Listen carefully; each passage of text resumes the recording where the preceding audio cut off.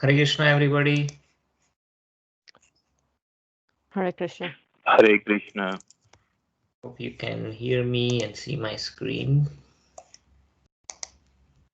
Okay. Yeah, I'll stop my video.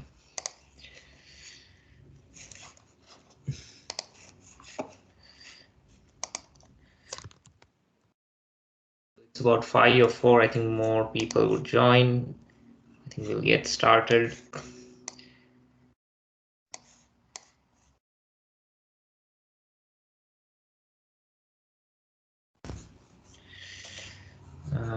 Where is this?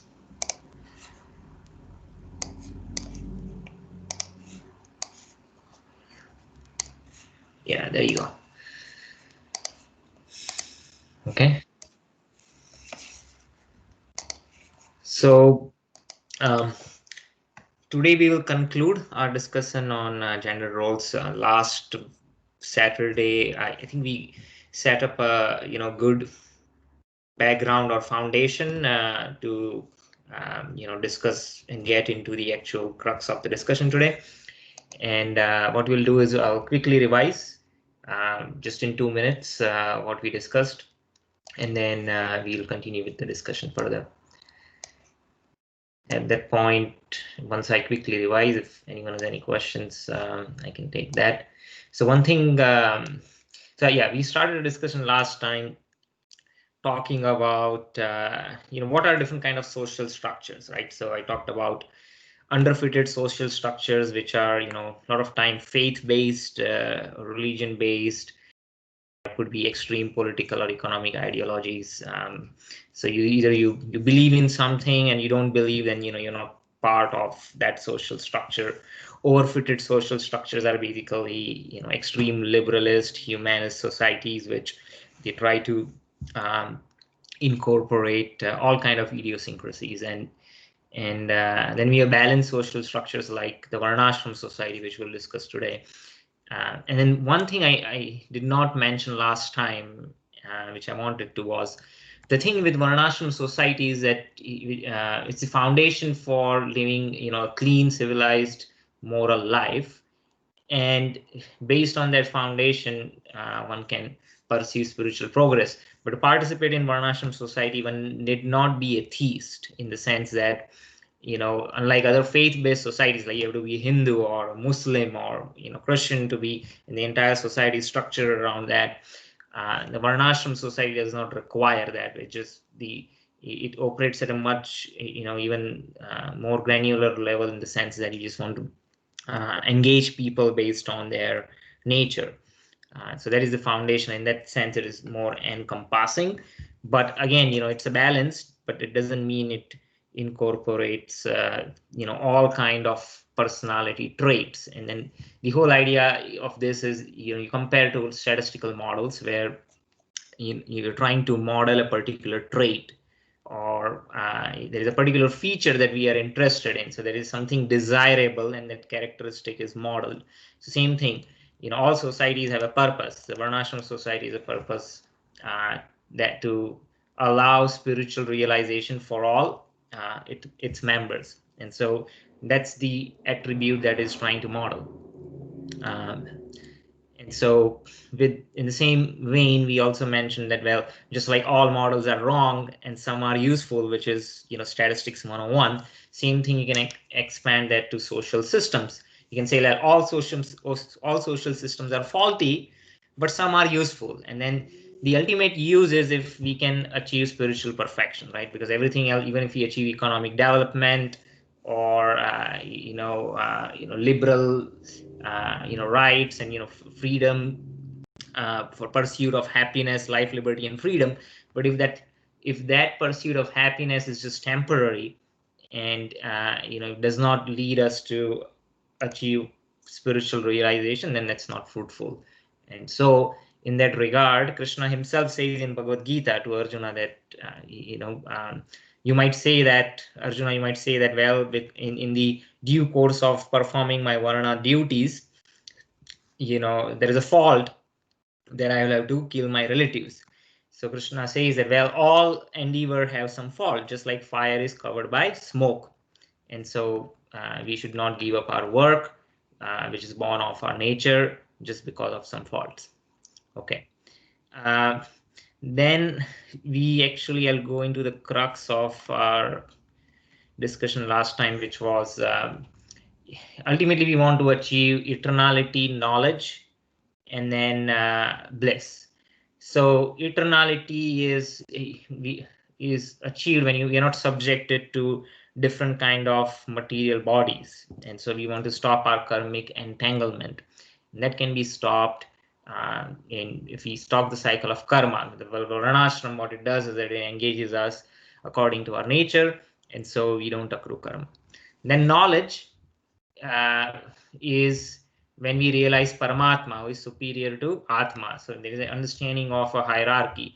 And so there is a hierarchy all the way up to a spiritual hierarchy. It's there in any field. Just like, if I want to learn art, or if I want to learn science, or if I want to learn anything, even if I want to learn business, there are always people or individuals who are good at that, and we appreciate them, and we, those are our idols. We look upon them.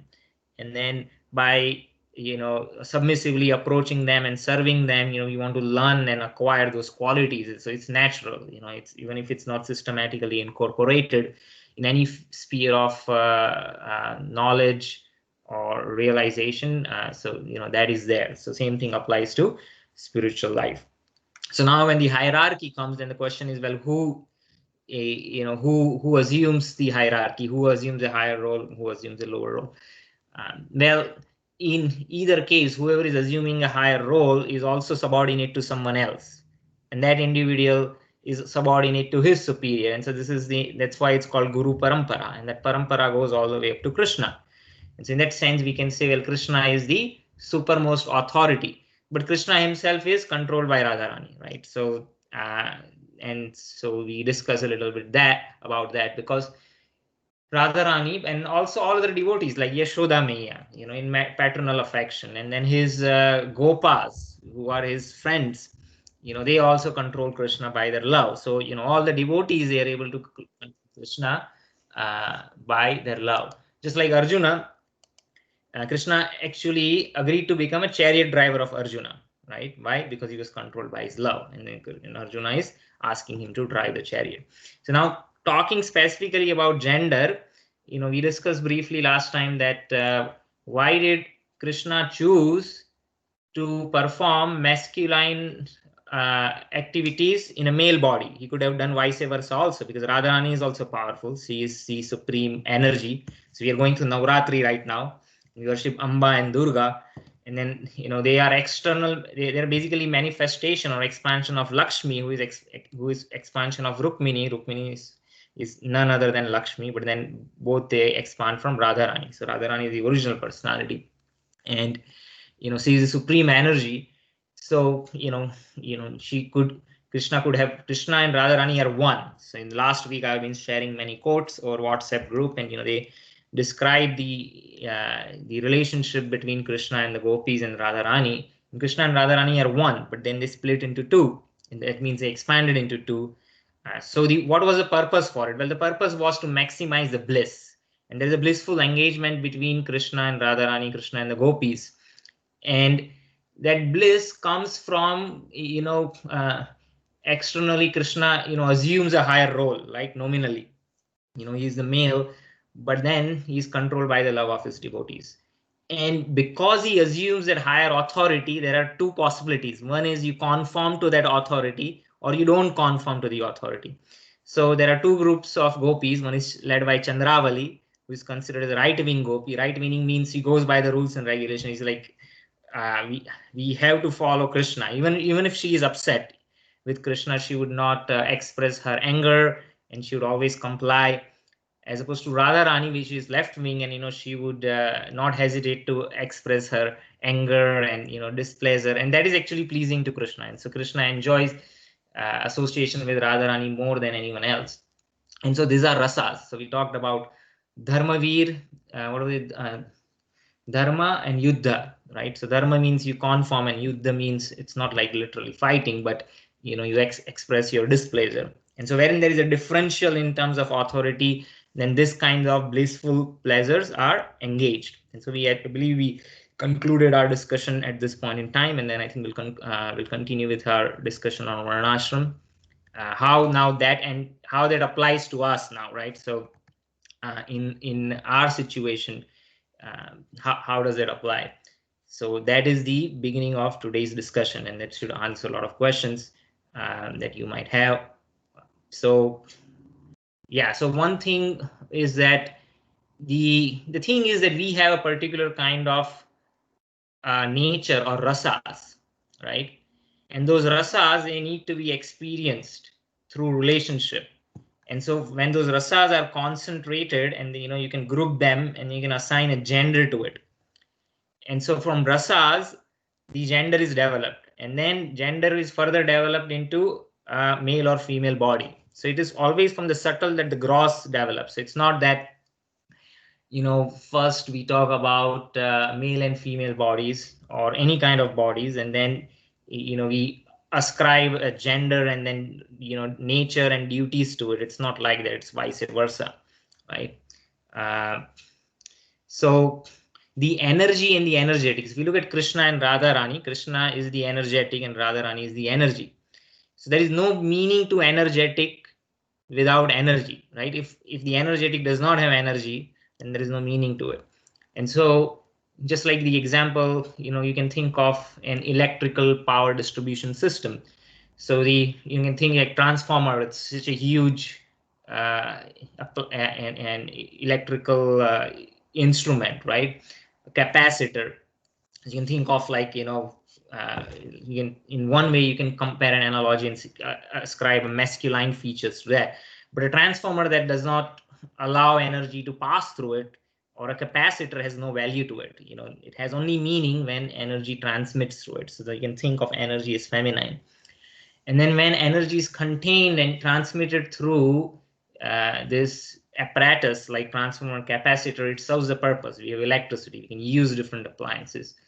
But if that energy is not controlled, what happens? The capacitor or transformer would blast. Or if it's completely unconstrained, like we had lightning strikes over in the western coast, on the west coast a couple of weeks ago, and there was forest fires everywhere. So there is energy is there, but when it's not contained, it can cause destruction. Okay, so having said that, I wanted to begin today's discussion on Varnashram, but I would like to open this up to anyone who might have any questions or comments at this point in time.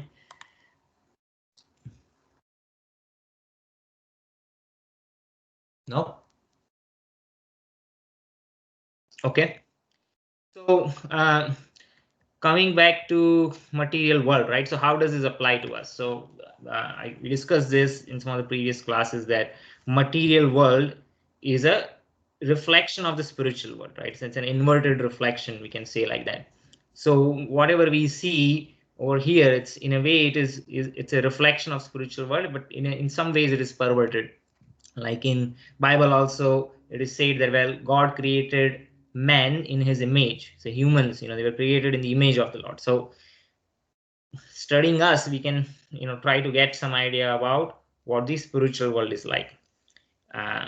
So in Varnashram system, we have the four Varnas, right? And the four Varnas are engaged according to their nature. And we'll talk about that a little bit in a bit. And within those Varnas, there are the ashrams. And those ashrams, they refer to Brahmachari ashram, there is a Grihastha ashram, there is a Vanprastha ashram, and Sannyasa ashram. So Brahmachari ashram, by the way, we are discussing the traditional system first, and then we will see how that applies to it in the current context. But it's very important to understand how the original system was before we can apply those learnings to our present before we apply to the contemporary times. So the first ashram is brahmacharyas. In brahmacharya, the students or the males, the students, they go and live at the ashram of a guru, right? Especially brahmanas and kshatriyas, their sons, they go and they live with the guru, and under the direction of the guru, they achieve they learn not just the studying of scriptures or different arts, but the main thing is discipline. Because if you see, one of the nature of the conditioned soul in this when it comes to material world is to rebel. It doesn't want to accept any authority, right? So if we talk about our present scenario, like well, we have some authority when we go to work, right? But why do we assume authority? We assume authority, or we submit to an authority because by doing that we can be employed, and then we get some remuneration. So there is some personal interest, but submitting authority for a higher purpose, for spiritual realization, that requires a different level of commitment. So right from early childhood, the students, they are trained how to serve guru, and so by that service is very important. So the knowledge that they provide, right, that is, the guru does it out of love. So that's why in our culture there are two concepts, shiksha and diksha. So shiksha means knowledge. Now knowledge one can acquire from anywhere, right? Especially in today's information age, you can just go on the internet, you can find so much content, information. There are so many books that are available, you can watch videos. So acquiring knowledge is not very difficult. And so the Vedic tradition emphasizes Siksha is important, but also Diksha. And the Diksha is when Guru is pleased. And then Guru is pleased by serving the Guru. And so, the typical day would look like where the Brahmachari students, they practice celibacy. They would, sleep very simply. They don't have, even if they are princes and the sons of kings, they would just sleep on the floor. And then they wake up either before or at the same time when the Guru wakes up, and they would clean the room, and then they would help with other chores. They would help with cleaning, collecting firewood, help with cooking. And so they're trained from their childhood in discipline and serving the guru. And then they also learn dharma. They learn scriptures and what is dharma, what is right, what is wrong. And in this way they complete brahmacharya ashram. Now for Vaishyas and the labor class Udras, they don't go to a Gurukul, but they also learn again from their authorities. In case of Vaishyas, so Krishna was brought up in a foster family of Vaishyas when he moved to Gokul and Vrindavan. And so then they would just learn from their fathers or elder brothers or uncles, and how to take care of the cows, how to do farming.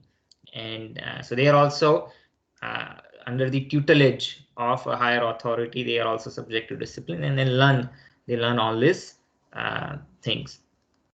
Now after brahmacharya ashram, one taking the permission of guru, one accepts a wife, right? And one enters grihastha ashram. And when one enters grihastha ashram, it's called vivaha, right? So we use the word vivaha for marriage, and the other word we use we're referring to the bride as vahu.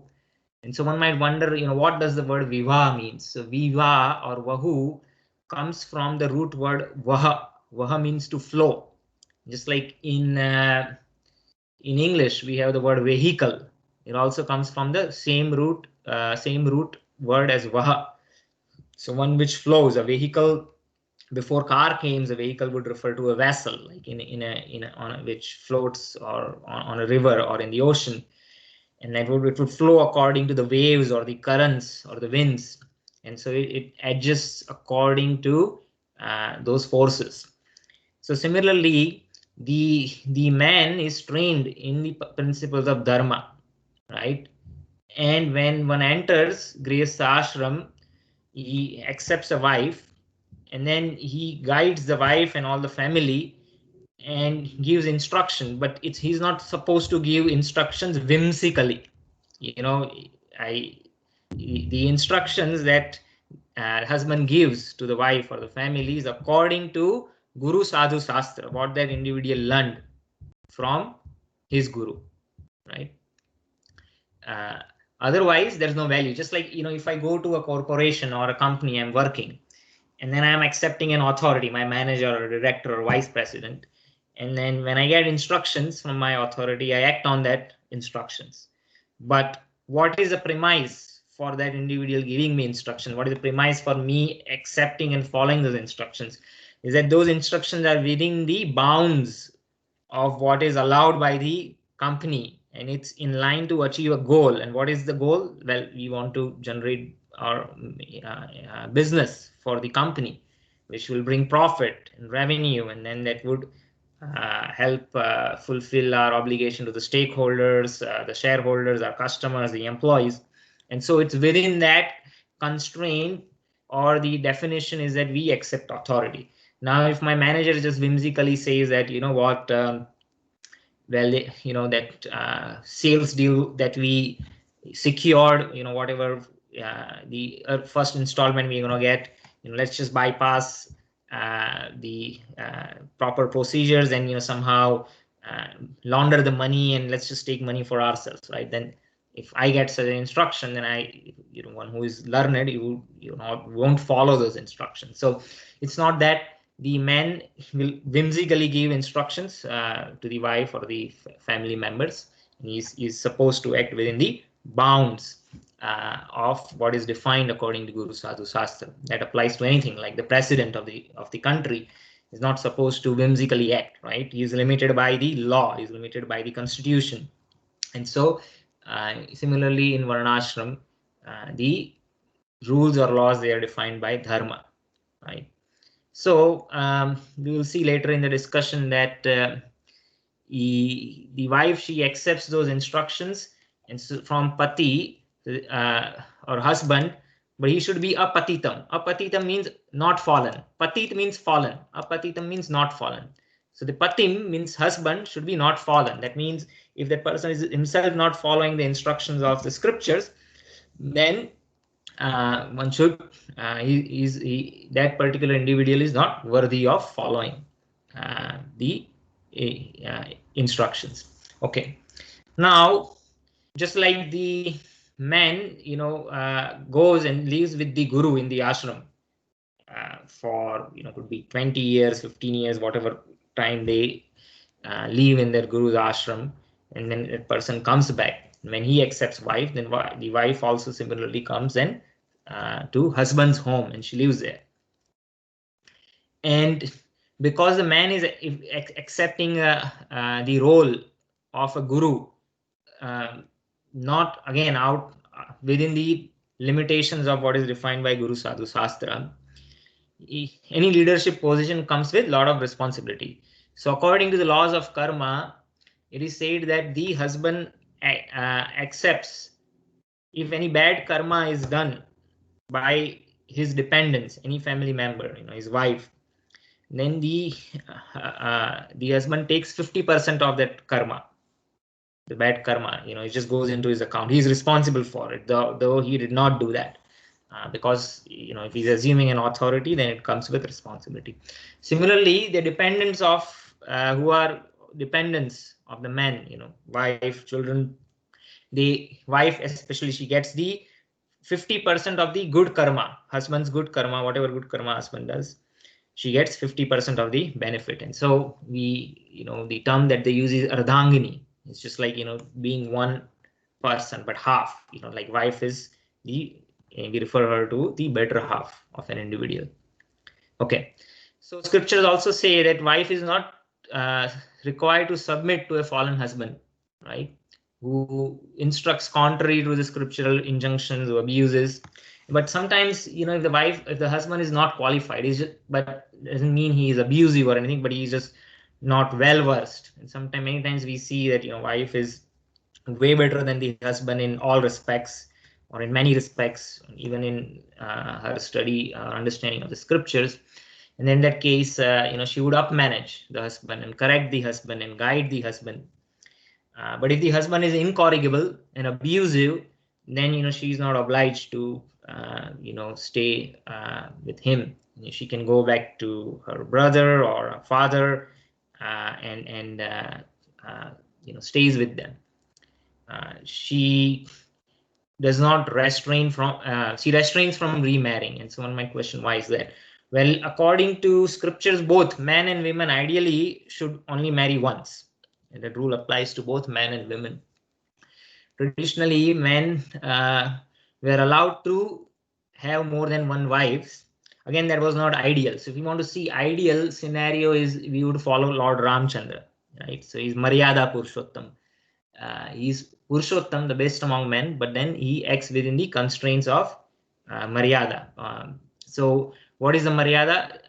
So if there is no need, one should not accept more than one wife. The only reason one is allowed to accept more than one wife is that, again, for the same reason Arjuna said that we don't want unwanted population. So women, all women, they are required to marry. Like the men, many of them can become brahmacharis, sannyasis, they can be celibate. But women, the Shastra says that the society needs to be protected, women need to be protected, and so all women have to be married. And sometimes there are not enough men, only for that purpose men were allowed to accept more than one wife. So that is the only reason men can accept one wife. So again, that is also the reason you'd see there is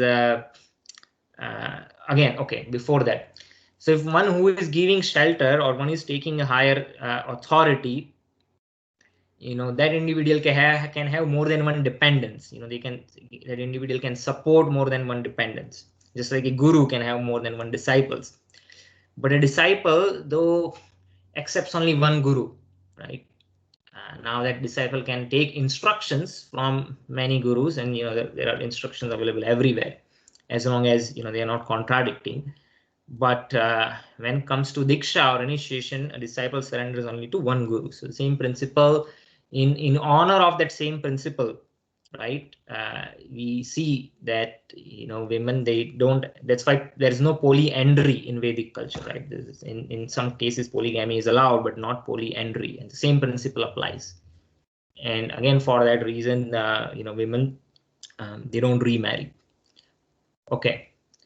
The wife also has a free will, not, what is it, not to follow even the dharmic instruction of right. So similarly, husband also has free will not to follow the dharmic instruction of his own guru. Okay.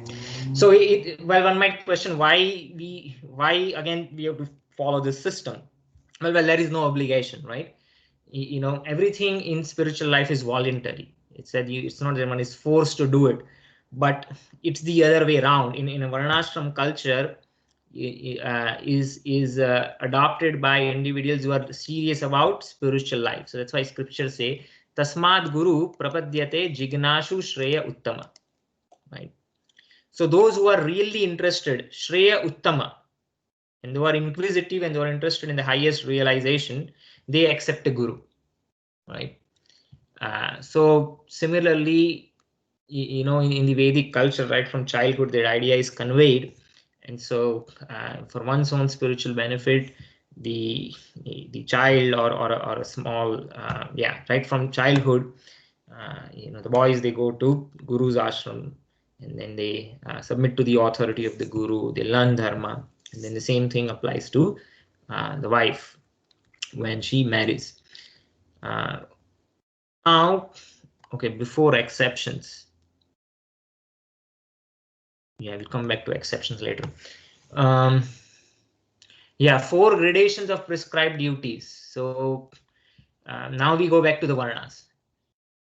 Anyone any questions before we go into Varnas discussion? Anyone wants to ask something?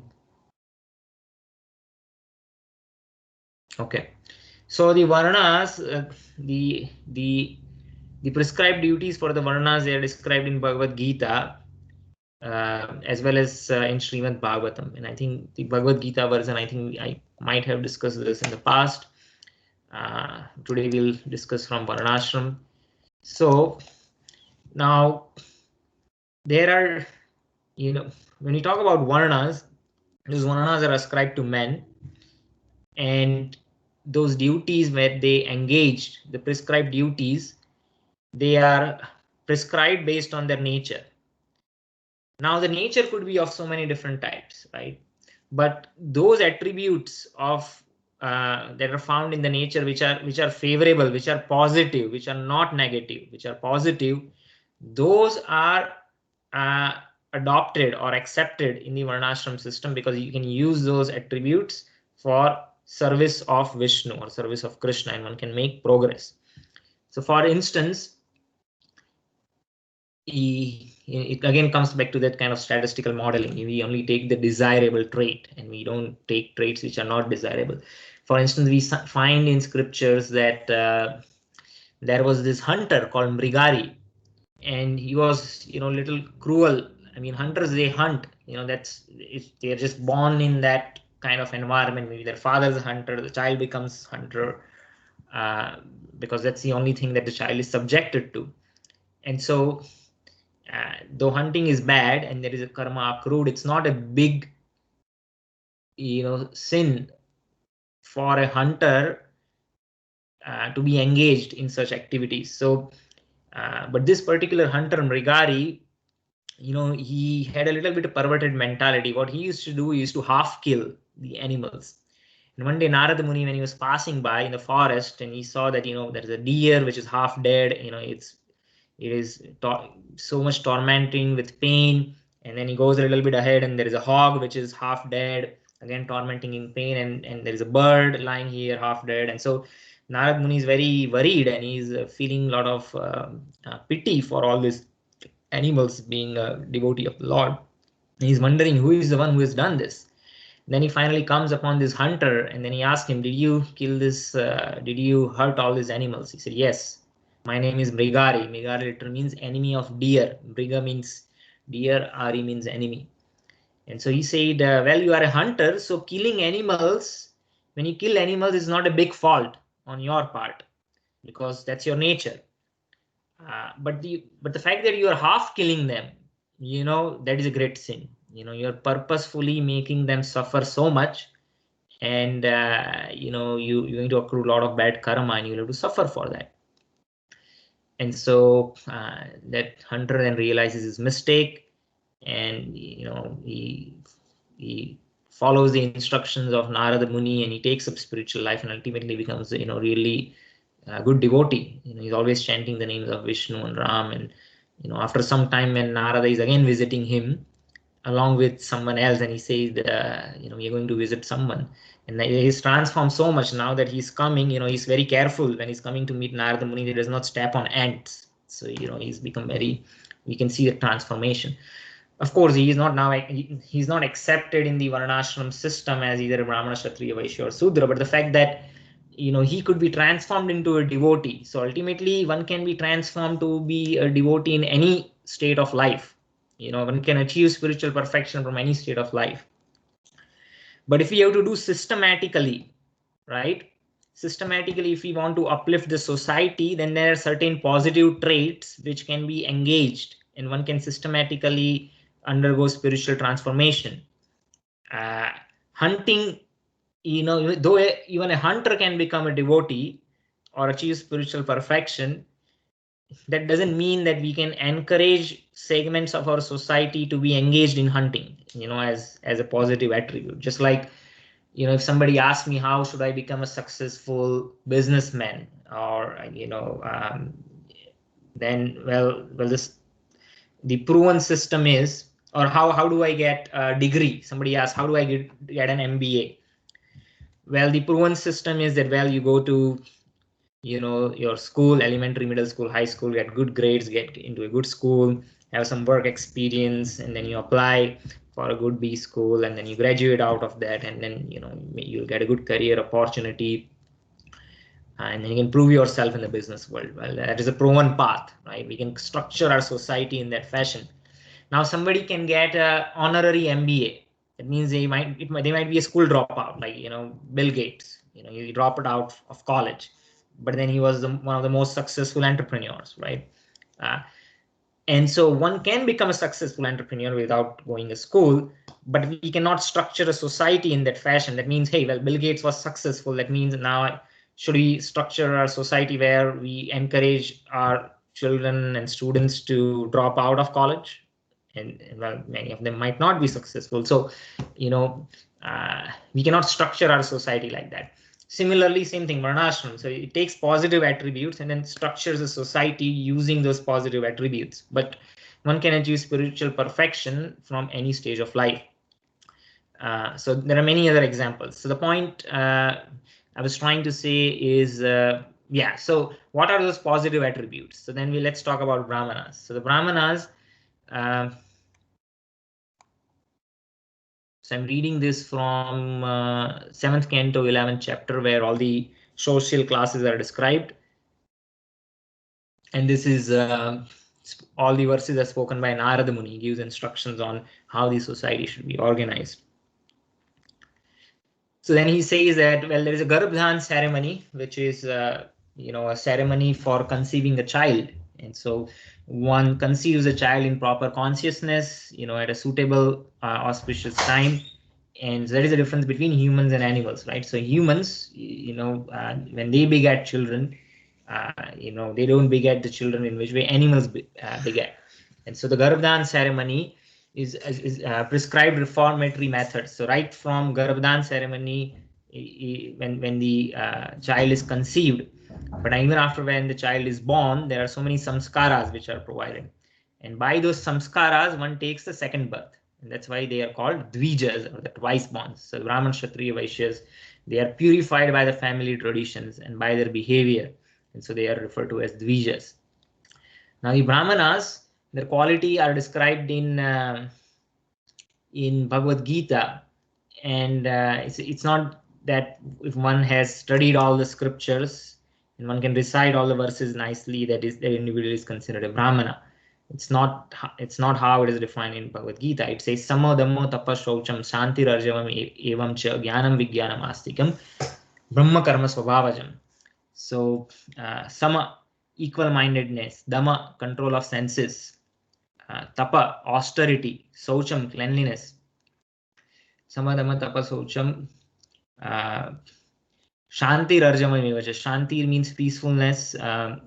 Arjavam means worship of. So the Brahmanas are required to be theists. So at least for Brahmana they have to be theists. The other individuals they are not. It's not described like that. Arjavam Evacha. Jnanam Vijnanam Astikyam. Yeah. Arjavam is worship. Astikyam is theism, belief in theism. Jnana Vigyan. So then they once you have all these qualities, then that using that as a foundation, one studies scriptures, and that is Gyan. But there is Vigyan. That means one has to realize that knowledge, and then one has to act on it. And they voluntarily accept poverty in the sense that they're not interested in accumulating a lot of wealth. So even if they get a lot of charity, they just give the charity back to the other Brahmanas or other individuals. So Brahmana has 6 occupational duties. One is receiving charity and giving charity. Then receiving knowledge and giving knowledge. And then doing deity worship and teaching how to do deity worship. So in this way, they exchange in 6 occupational duties. The Kshatriyas, on the other hand, they do not accept charity. So that is very denigrating for them. They are generally they have pride and they have authority, but they collect taxes by that authority. Now those taxes is not for their own sense enjoyment.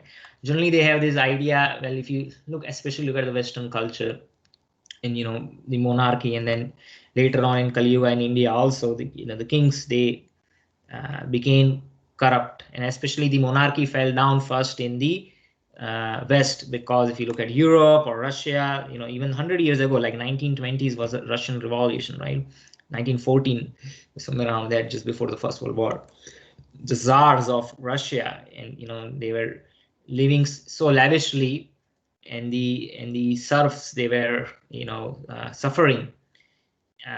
So when they were accumulating wealth, not for the welfare of people, then there is revolt, right? And the idea that was conveyed, like the Kshatriyas are just acting whimsically. But in the Varnasrama, it is not like that. Kshatriya, again, just like the president is bound by the constitution, the Kshatriya kings, they are bound by dharma. And they are bound by the instructions of Brahmanas. They are supposed to follow that. So Brahmanas also accept, Kshatriyas also accept authority. But they do not levy taxes on the Brahmanas, because Brahmanas have already voluntarily accepted poverty. And so they don't tax the Brahmanas, they tax the Vaishyas. And the king, when it collects all the grains as a taxes, he uses that for fire sacrifice. And because, for welfare, the nature should be in harmony. The rain should fall on time. And by doing those fire sacrifices to the demigods and ultimately to Vishnu, they are pleased, and all the arrangements of the nature are maintained. And they also use the collected for the welfare of individual, but in the principles of dharmic duties.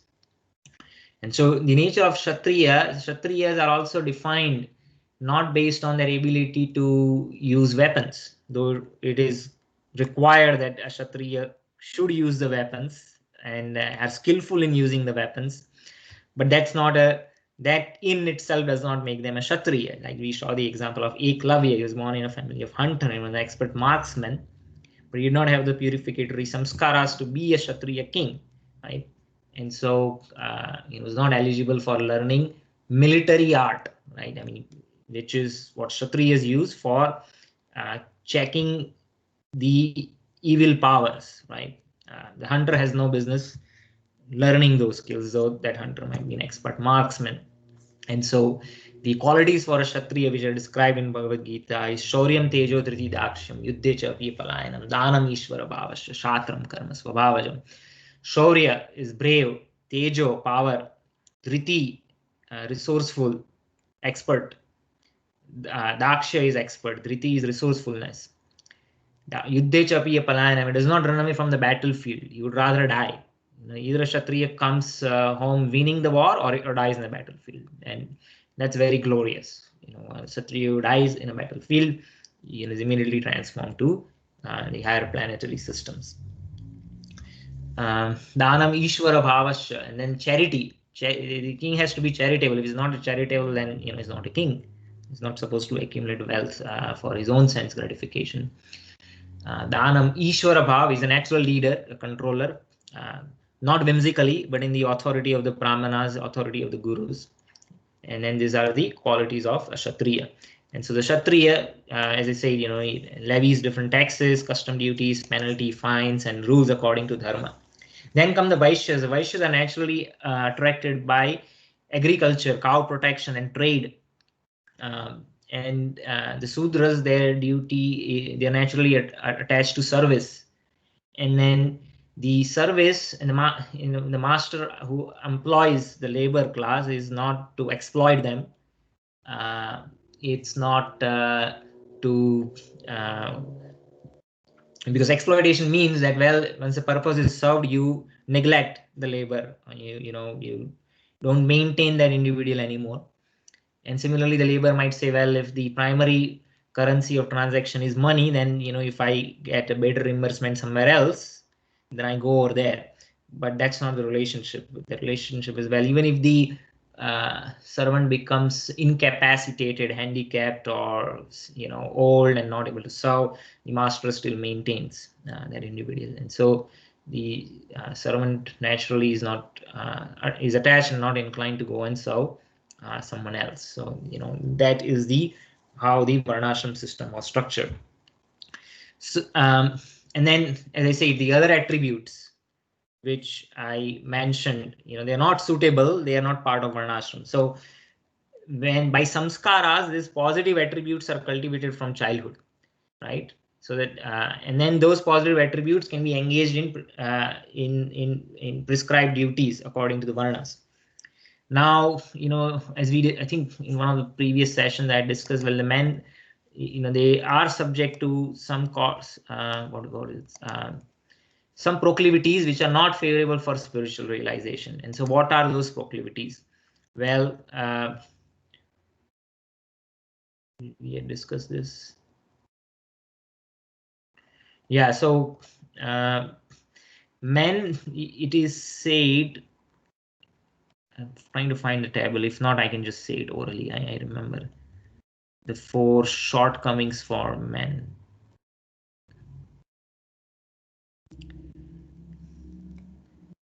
Like maybe it's not here. I thought I had mentioned it over here. Okay, so anyway, I'll just say it verbally. Well, one is there's a tendency to be lazy, or if if one is not trained, that's why they send them to Gurukul and right from childhood train them to do service, work hard.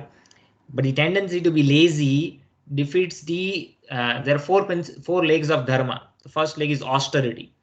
So one is lazy and doesn't want to work hard, then it destroys the principle of austerity.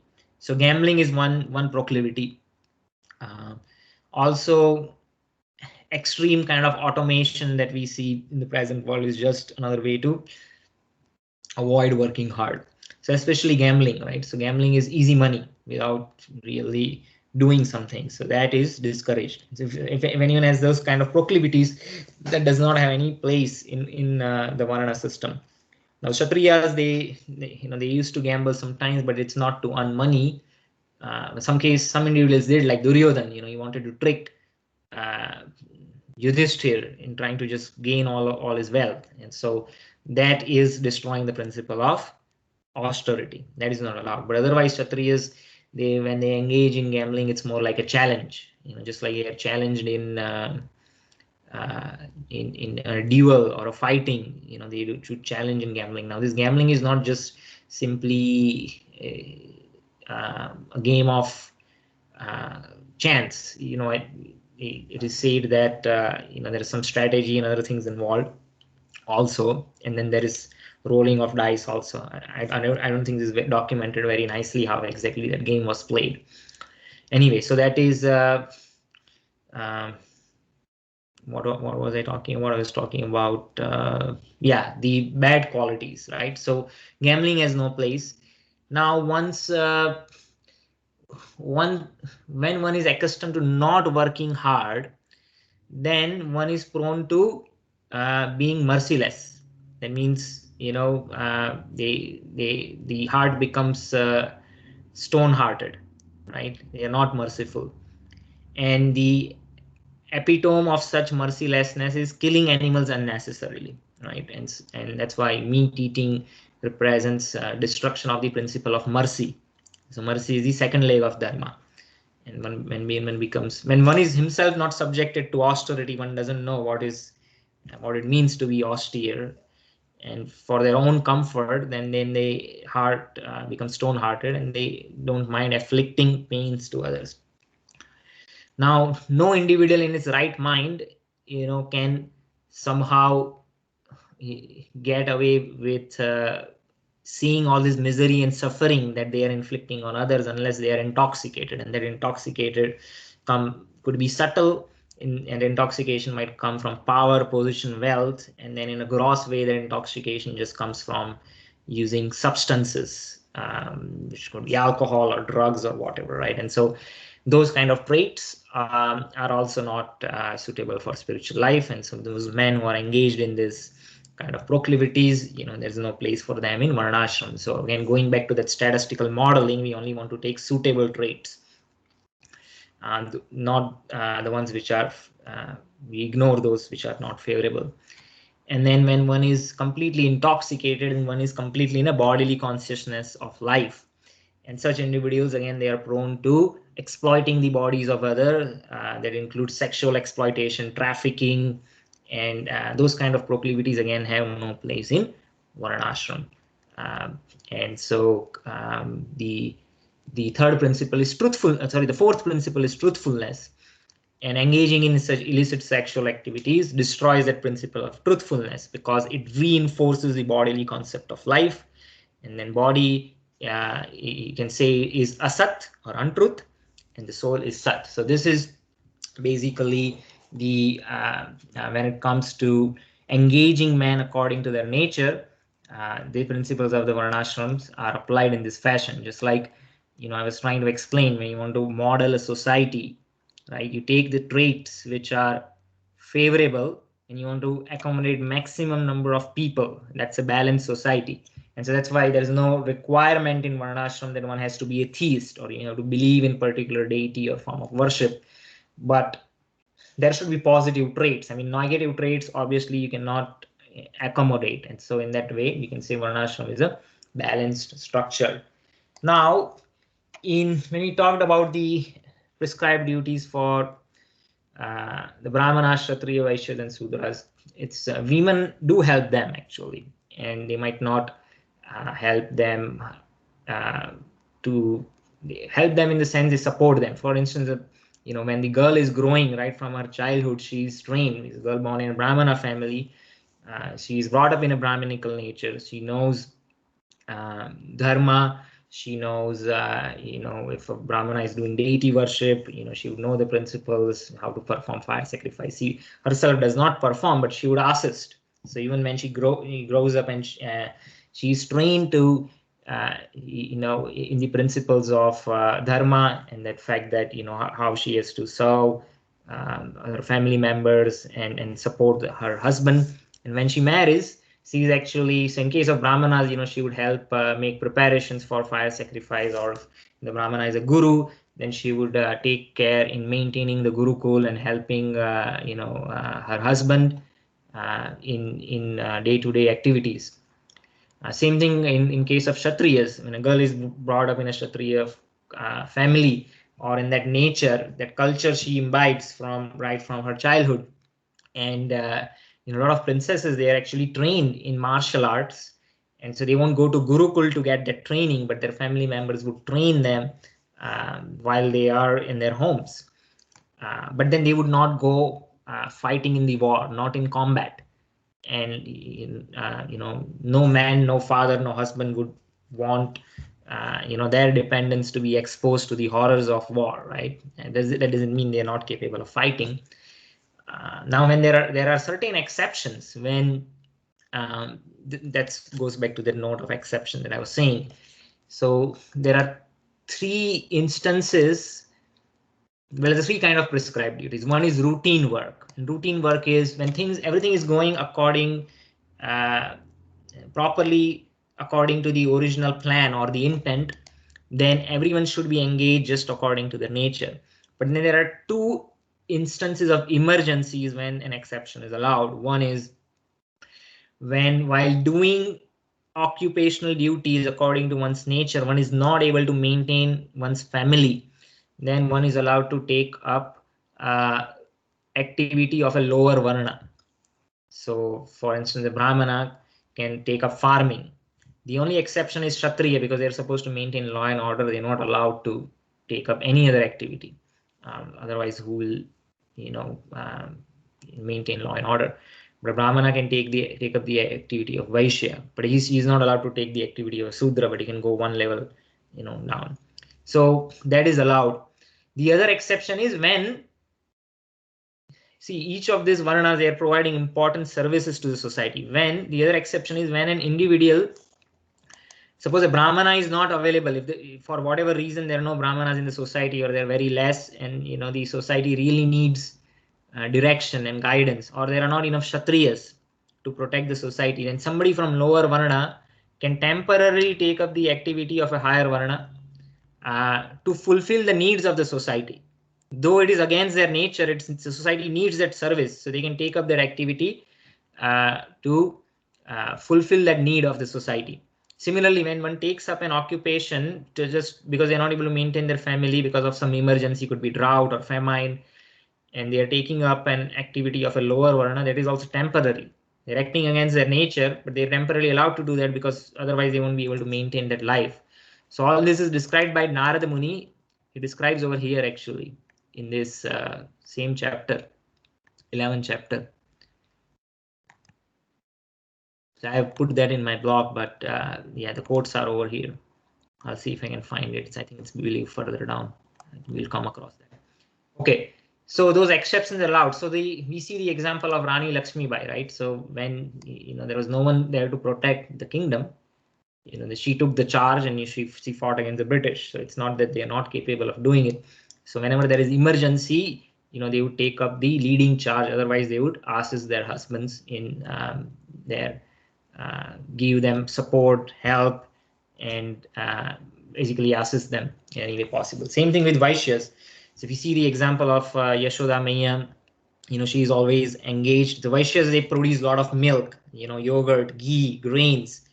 And in the Vaishyas, you would see, if the men, they are working in farming, or they are, taking care of the cows. The women can go and work in the farm also, and they do. But then at home, they would churn the butter, as Mother Yashoda used to do, and they would husk the grains. And so it's same kind of hard physical work that the men do. And so they are helping their husbands in that way. And same thing with the laborer class also. We see women, they are also engaged along with men in those activities. And so in that sense, the women do assist their husbands in their role. So those are the descriptions of the varnas. So we talked about what are the favorable traits, and how those favorable traits are modeled in the service of Vishnu, and how the men are engaged according to their varna, how the unfavorable traits are excluded, and then how women help men in their service. Okay, now what about women, right? When we talk about women, are there any specific instructions which are given to them? So that would be the next question. So yes, so Narad Muni explains that over here. So in case of women, also there are different kind of natures. And there are some natures which are favorable, and there are some natures which are not favorable. And the scriptures, we don't denigrate one nature versus another nature. I think all these natures exist, and so we're not saying one is good or bad, because ultimately from Vishnu's perspective, or devotee of perspective of pure devotees, they don't make such distinction. But there are some attributes which are favorable, and those favorable attributes can be engaged for spiritual upliftment, and so the society is modeled in that fashion. And when it comes to women, there are four kind of nature that are described, and so one is what we refer to as chaste women, or sati. Then there is swainini, which are women who are independent. And the chaste women, act according to dharmic principles, just like there are chaste men who would act according to Guru Sadhu Shastra and won't be prone to adharmic activities. But the other nature is swainini or independent. They act independently of the instructions of the scriptures, and they might not necessarily prescribe to those gender distinctions or prescriptions based on those gender distinctions, and they are any agnostic. It's not that they are against it, but they they just act independently. It's not that they, as I say, they're not against it. So that is independent. For instance, you would see, to give an example, again, I'm making very generic description just to give an example, because again, these 4 categories are not just black and white. There are all kind of different combinations, and you would see different traits in different individuals, even at different point in times. And so, I'm not trying to stereotype when I say that example, but just give an example so that you get an idea what I'm trying to say. That sometimes, when we are grown up in all cultures, even in the West, there was a time when you see even 50, 60 years ago, uh, definitely 100 years ago, I went to Arizona State University, and for my master's, I remember when I was going through their college union, looking at some old photographs, and this must be early 1900s, maybe 1910s or 1920s. And then Teddy Roosevelt was visiting ASU on the way to inauguration of Hoover Dam. That was just coming up around the time. And in this picture, they were showing that in all the students, the men were on one side, women are on the other side. The men were all fully dressed in coats and hats, and women, they were all dressed in gowns, and they were keeping that segregation. So even in Western culture, you see, all these things used to be there. So the point coming to the point I was saying is that sometimes we see, girls and boys, they generally don't make any gender distinction, especially like when you say young age. You see girls might be dressed up like boys, and they play with boys, and that sense of distinctness of gender is not there. And that just, you can say, is in that sense they are independent. It's not that they are necessarily against something, but that's just the ethos, and so they imbibe the ethos and they just brought up that way, and that's perfectly all right. And specifically what I wanted to say is that they might not, some girls, they might not take the trouble to exhibit feminine features. That means they don't really don't care about their looks. If I'm looking feminine enough or how I dress, and that's perfectly fine. And the second category is Kamini, means women who have, they have a lot of desires of, a lot of feminine. They really want to, they're more interested in, they might be more interested in their looks and how they look, but they just dress, they just feel good. And so, they would dress the way they would like. And that's just one characteristic. And there's no way I think I can describe all the aspects of it, but I guess I'm just trying to give some dimension by which you can make some distinctions. And again, I'm not saying there is anything wrong with it, but all these natures exist. And then there is Pumschali. Now the Kamini, she is not necessarily interested in any kind of sensual or illicit enjoyment, but she just likes to fulfill her desires and be free and carefree and enjoy without any kind of restriction. But the Pumschali, she is interested in sensual enjoyment with the male or the opposite sex. And so these are the 4 different categories of women. And so out of that, the one where the first category, right, Sati or chaste women, that particular trait can be accommodated and cultivated in the Varnashram society, right? Because if you see the whole Varnashram society or culture is based on engaging in training, regardless of whether they're men or women, want to engage all in disciplined life, and so that particular trait is very favorable. So in Vedic society, what we see in ancient times, right from childhood, while a girl is being brought up, she not only imbibes the culture and the mood of the Varnas, whatever Varna they are brought in, could be Brahmana, Kshatriya, Vaishya, or Sudra. But apart from that, they also get the training of different especially the training, how to take care of the family members, how to they are trained that, well, eventually you will be married, you should so all that training, the idea, it starts right from very early age.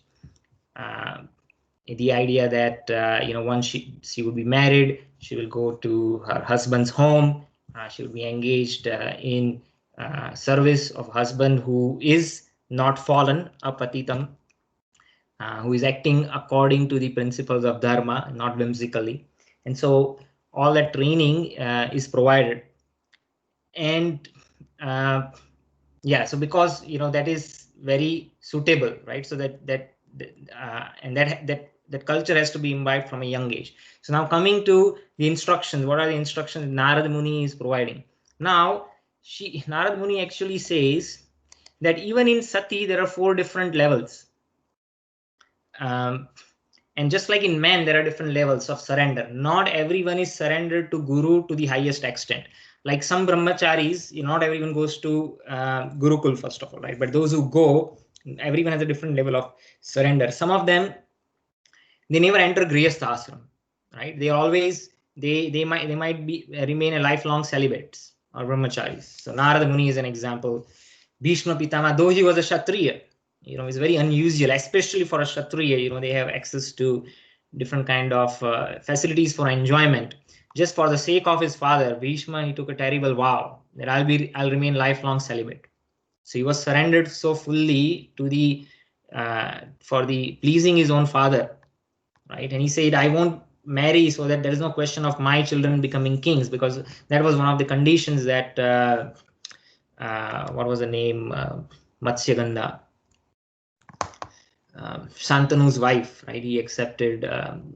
She was the daughter of a fisherman, and so the condition was that Satyavati. Yes, thank you very much. So Satyavati's father, she said that, well, okay, he tells to Bhishma that your sons might want to become king, and so they say, oh, that's your concern. Well, I won't marry, and there's no question of my son. So you see, not everyone has that kind of surrender.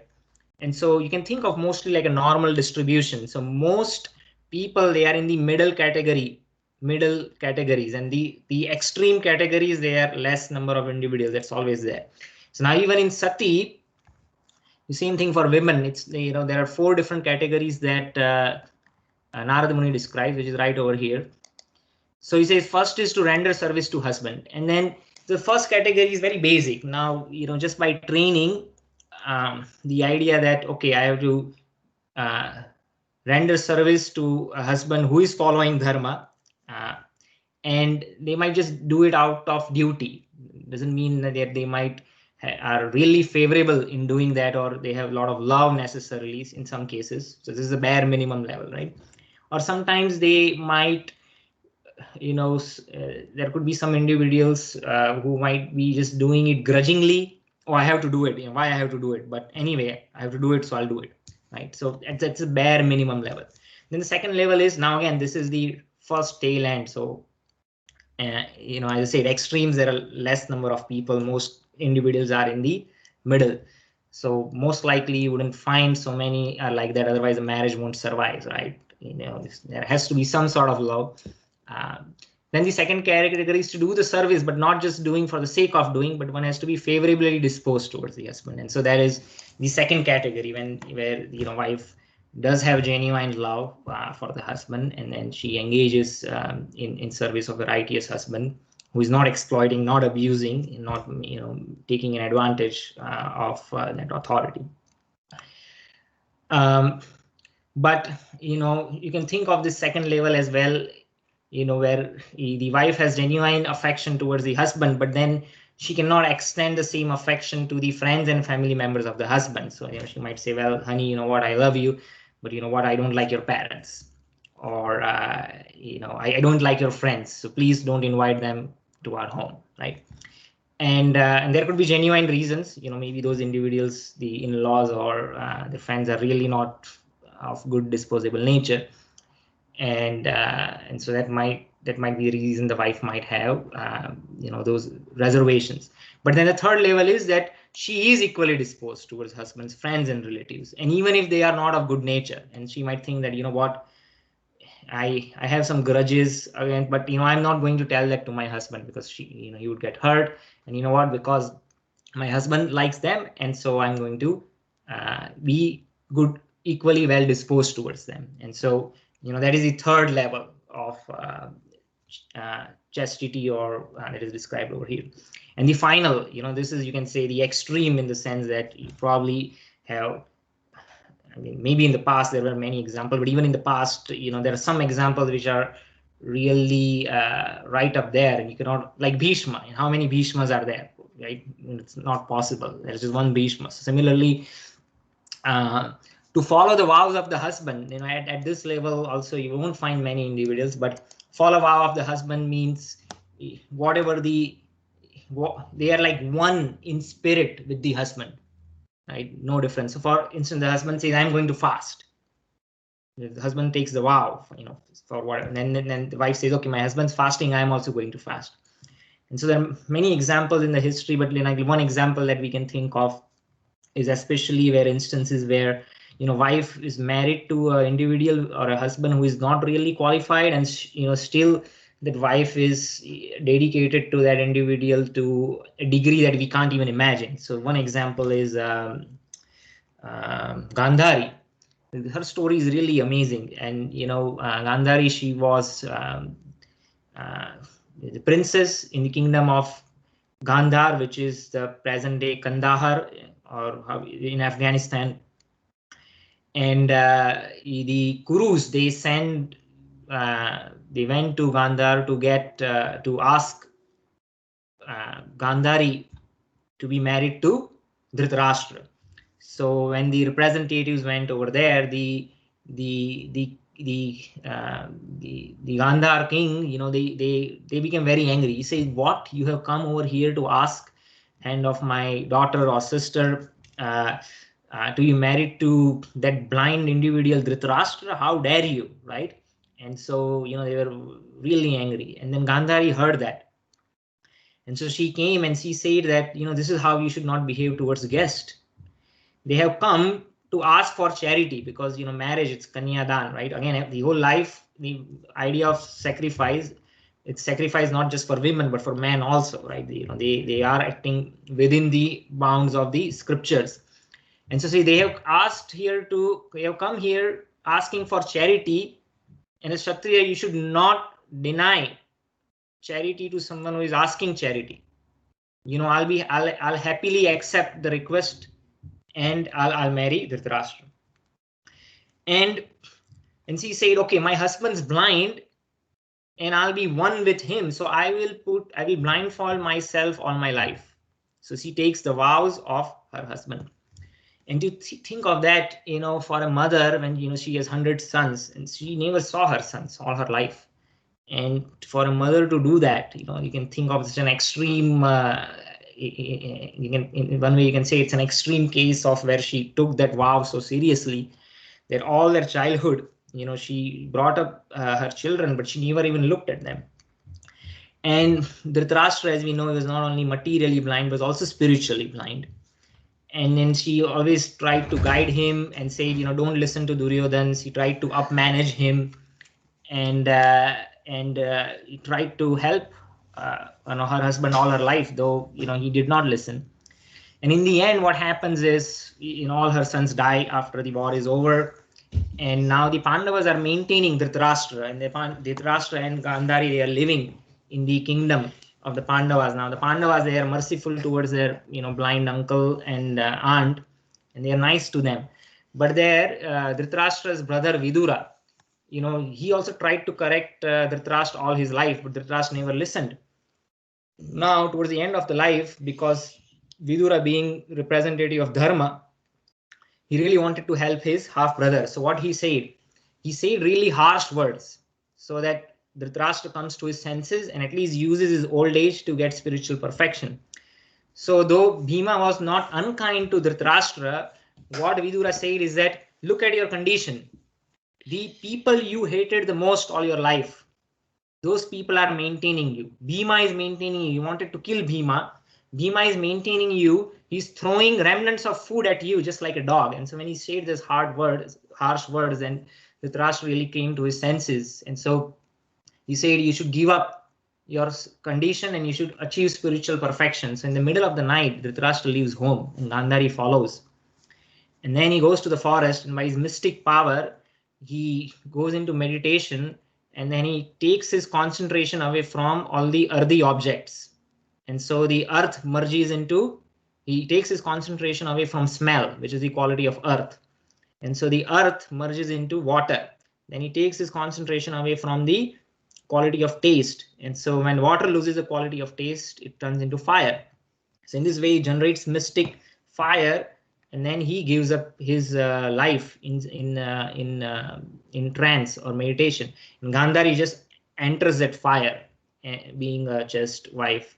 And so there are other examples like the queens of Dwarka also. They when Krishna apparently he leaves this world in Prabhas, after all the Yadus fight with each other, they also enter the fire as a chaste or a sati wife. Now this you can think of an extreme example, and you will find only some instances. You not expect people to leave that standard. But anyway, these things are described in scripture, and we find individuals who do that. In recent history, like the last instance of sati was 2002. It was a Madhya Pradesh a documented instance where an old man, maybe in 70s, he passed away, and then after the funeral was over, all their grown-up children, who must be in 40s 50s, they were coming back, and when they came home, they did not find their mother home. And then what happened? Where's our mother? And they started searching for her everywhere, and they found that she had actually entered the funeral pyre of her husband. And so this is like 2002. And so you don't find so many cases. Anyway, these examples are again given to just the extremes are less, but most individuals, it's a normal distribution. So anyway, what are the duties of women? So Narad Muni, he says that a chaste woman must dress nicely and decorate herself with golden ornaments for the pleasure of her husband. Always wearing clean and attractive garments, she should sweep and clean the household with water or other liquids so that entire house is always pure and clean. She should collect the household paraphernalia and keep the house always aromatic with incense and flowers, and must be ready to execute the desires of her husband. Being modest and truthful, controlling her senses, and speaking in sweet words, a chaste woman should engage in service of her husband with love according to time and circumstances.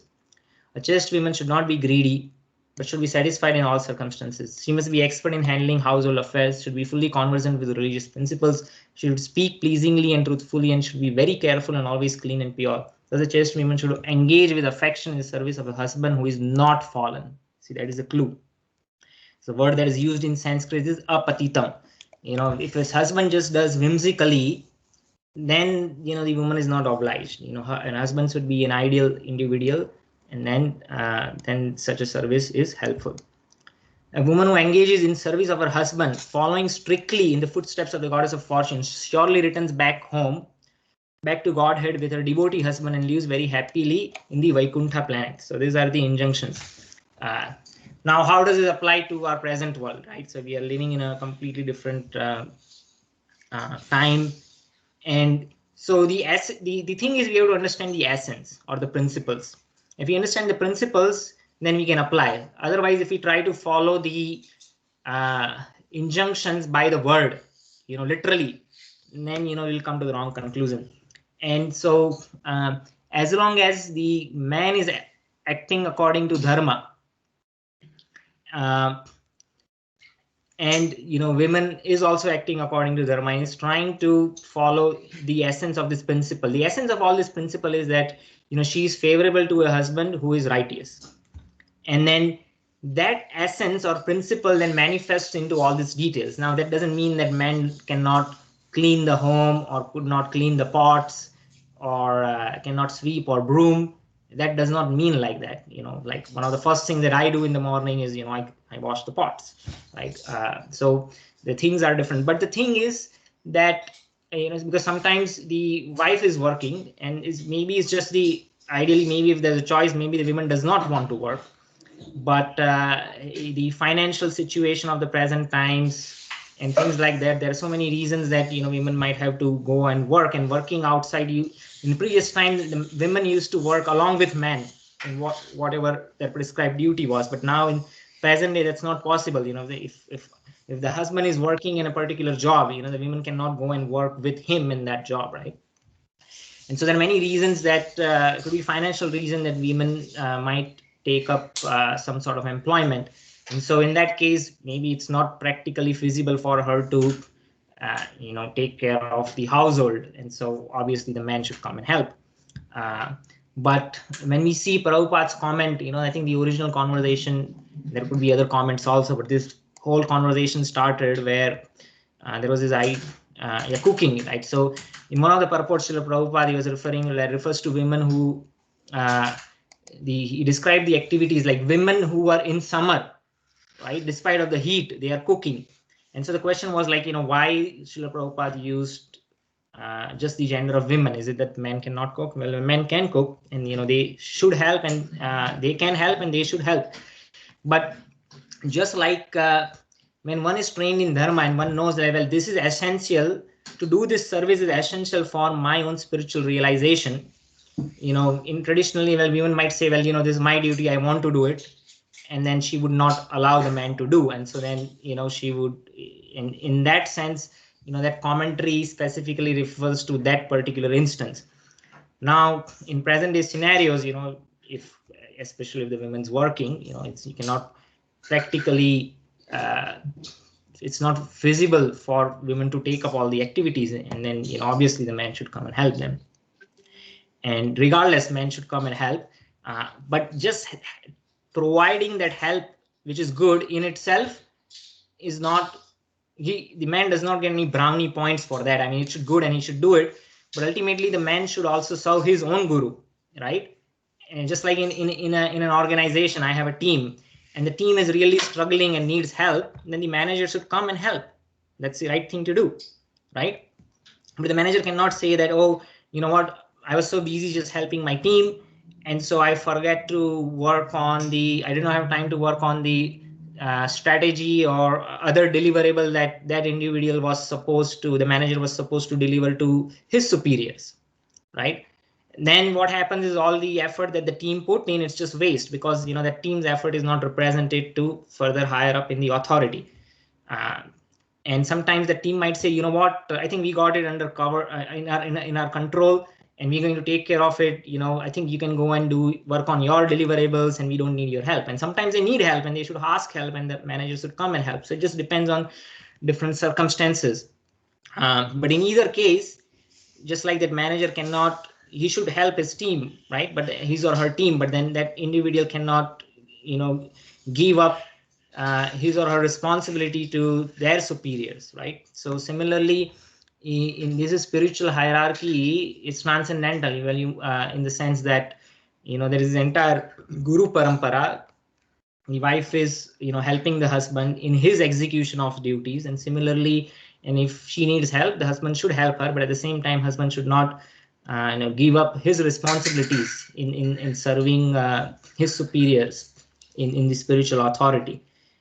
So that's the crux of how we should apply this in our present life. I think there was one more point I wanted to say, and it's missing. I just had it, and then I lost it. Let me think if I can recollect. It will come back to me. Anyway, so I think we only have 6 more minutes left. I want to open it up for questions, comments, anything else anyone would like to say. So I have a question. So in the past, we've talked about the form that you take in your life is based on your past actions. Mm-hmm. So what determines a male body versus a female body? It's an excellent question. So yeah, this is described in Srimad Bhagavatam, and generally, I think, as I say, all bodies you can achieve spiritual perfection, but the male body is considered more favorable for spiritual realization, especially, because in the male body one is allowed to be celibate all their life and not be encumbered by different family responsibilities. They can take sannyas, and so in that way the male body is considered a little more favorable. But there are many examples where females, I mean, as I said, even a hunter can achieve spiritual perfection. Women can also achieve. It's not required. Now, it is said that whatever one's consciousness is at the time of death, one achieves that body. So if you think of lower species of life, what happens is the prey becomes the predator. Because what happens is when the predator is killing the prey, at the time of death, the prey is thinking about the predator who is consuming him, right? And so in the next life, the prey becomes a predator. Similarly, in our case, whatever we are attached to, we become that, or whatever we think at the time of death, we achieve that body. So one of the reasons when women, they are trained in being chaste to their husbands and always thinking of them and remember, serving them. So by that, what happens is at the time of death, they are naturally very attached to their husbands, and when you think of them, then in the next life they get body of a male. Now for males, it is recommended that they should sincerely serve their family all their life, and then after that they are recommended to take vanprasthashram. Now vanprastha, the wife can accommodate husband, but after that, when the sannyas, the man has to go alone. And especially for man, it is said that after a certain age one should give up family attachment. And if the man is attached to one's wife all their life, what will happen is in next life that man will get the body of a woman. And so that there are stories and injunctions in Srimad Bhagavatam. I can give you the quotes, and then that's how the man acquires the body of a female. And then that's why it is recommended that now if the man is a devotee, pure devotee of the Lord, and he's acting according to the dharma, as we read in that verse, both man and women, they go back to spiritual world. He says, the women who engage in the service of a husband, following strictly in the footsteps of God of the fortune, surely returns home back to Godhead. Right?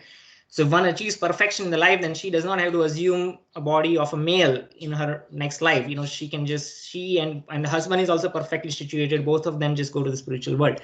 But in other circumstances, when one is not necessarily achieved perfection, but just by being attached to one's husband, one gets the body of a male in the next life. And if the husband remains attached to his wife till the end of his life, and want to remain in the comfort of the home, because if all their life is, if their dependents and wives, they're all serving and taking care of them, it's very difficult to give up that situation or comfort. And so if he's just accustomed to that, then he has to assume the body of a female in the next life. That's what scripture says. Does it answer the question? Yes, thank you. Yes. Okay. Any other questions, comments? So we all have been through all forms of life, all species of life, and different genders also. So yeah, another thing which I was remembering and did not recollect was, see, the thing is, the gender issue especially becomes a problem, especially in the Western culture, because they have a linear conception of life, because they think you live and die once. And so when you die, if you are living and dying only once, then the idea that that idea of equality is very strong. Now in the Varnasrama culture, because we know that there is reincarnation, the gender and the sex is not our identity. In Western culture, I am male or I am female, that's an identity. In the Varnasrama culture, that is a designation. I have a designation. There's a bodily designation. The soul acquires a male body. In the next life, he will acquire a female body. So we know that it's temporary. Just like, I can be a vice president, or I could be a president. So Joe Biden, he was a vice president. Now, no one's stopping him from being a president. In the next term, now he's contesting for the position of a president, right? So anyone can become president or a vice president, but that is, so when it's a designation, it's not a problem. But when it's an identity, it becomes a problem. So now if somebody might question that, why is it that vice president is subservient to the president? why not other way, right? We don't do the argument, right? Because, well, one has to be a vice president, and you can, somebody has to be, but no one is stopping you from becoming president. And so in the Varnasrama culture, we don't have that particular issue, because the gender is temporary, or the bodies keep on changing. And then, well, and then the other question then might come is, then why is it that female is subservient to male and not vice versa? Why that? And then I think we discussed that in detail. I think that it is a reflection of the spiritual world. And why is it so in spiritual world is because to maximize the rasa, the exchange of rasas between the two genders. So that's why we see that it's not that the wife again always is fully subservient to the husband. If she does not like, she might challenge. And there are so many different natures, just like the gopis have so many natures. Some are compliant and some are not, impudent. And similarly, in the conjugal relationship between husband and wife, the wife might, not that is some, everyone has a different nature, and they might, some of them might be a little impudent, but that doesn't mean it's always a conflict. And there are so many couples, and in which that impudence is just another form of expression of love, right? But because material world is perverted, and when people are not trained in dharma, when they don't understand the principles, that impudence, which in spiritual world actually gives ultimate spiritual bliss. Chandravali is not impudent, but Radharani, she manifests the nature of impudent. But Krishna loves Radharani more. But because in material world, if we are not trained properly and if we don't understand the principles, then what that impudence, which would otherwise help in increasing the rasas, can create conflict. And so that though this is a reflection of the spiritual world, it's a perverted reflection. And so that's why, one more thing I wanted to say, and I won't take too much time. So what does this mean? I think we should train our boys and train our girls right from an early age. The boys, we have to teach them three things. The scripture says that man should be satisfied with three things, and there are three other things that man should never be satisfied with. The three things that man should always be satisfied is with one's wife. Doesn't matter if whether one gets a wife that is favorable or not favorable, or harsh or sweet. One should really take care of one's wife and be very nice. One should not be harsh. Should be satisfied with one's wife. Second thing, one should always be satisfied is with food, whether one get food or not. Food that comes on our own accord. One, they should not be picky. I want only this kind of food. This is too spicy, too salty. This is not tasty. Whatever food one gets, one should be satisfied. Doesn't get food, then he should not complain. And the third thing, one should always be satisfied. A man should be satisfied is a wealth that comes according to by working honestly. So we should work honest. Men should work honest, and by honestly working, whatever wealth is obtained, one should get it. So man is trained like this, and there is no friction. There's no friction of gender and the marriage life. Everything works very nicely. The three things that the man should never be satisfied is charity. No matter how much charity does, the man should not think that I have done enough charity.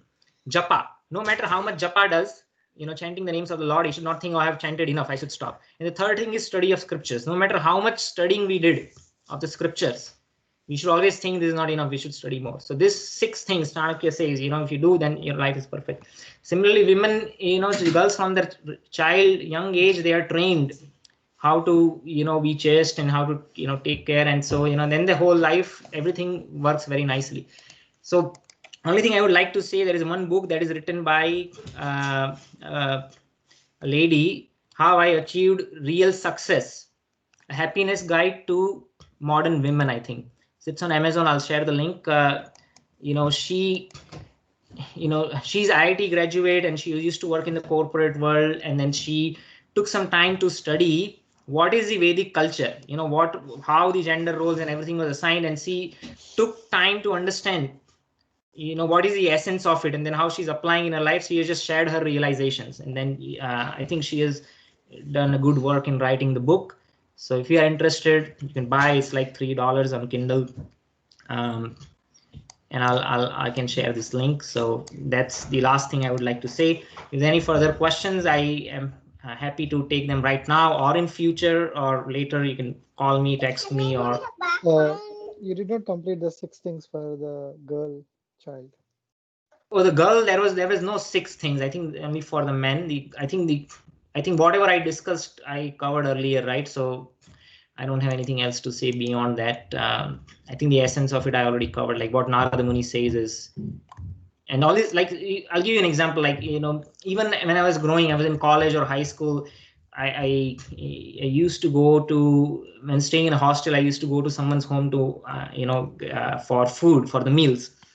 And then, you know, they had a small girl at their home, but right from their childhood, her grandmother, she was teaching, you know, how she should behave. You know, she should not freely laugh, how she should be shy. And so that culture was there, you know, right from very young age. They try to instill all those qualities. And then after, I think she was maybe 4 or 5 years old, maybe 5, 6.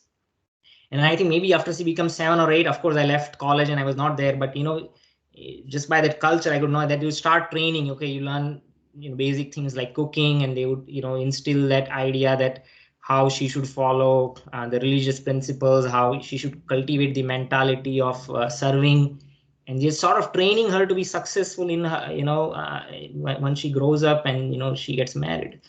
So that culture, and just like the child or this boy is trained in Gurukul. The problem right now is the boys have stopped going to Gurukul. We don't have Gurukul, right? You become 30 years old, and all that boy has learned is how to crack exams and get good grades and graduate from an Ivy League school, but has not done any real service. And, you know, submitting to an authority, that idea is not there, and it is beginning their career, and they're puffed up individual.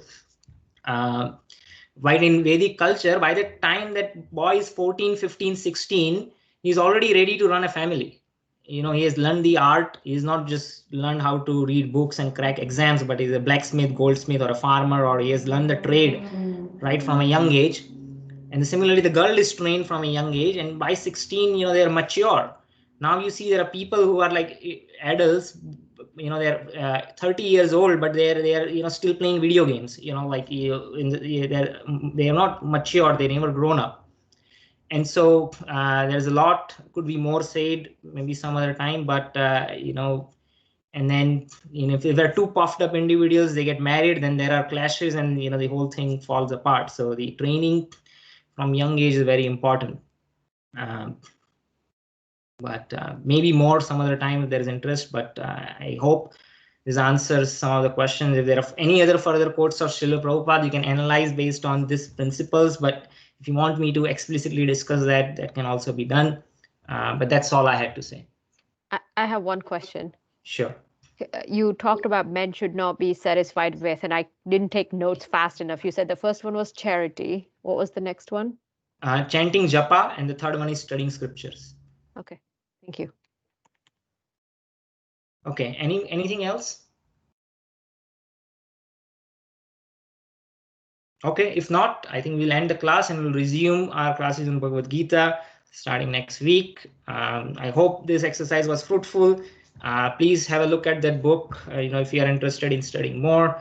And thank you for your time. I appreciate it. Thank you. Hare Krishna. Hare Krishna.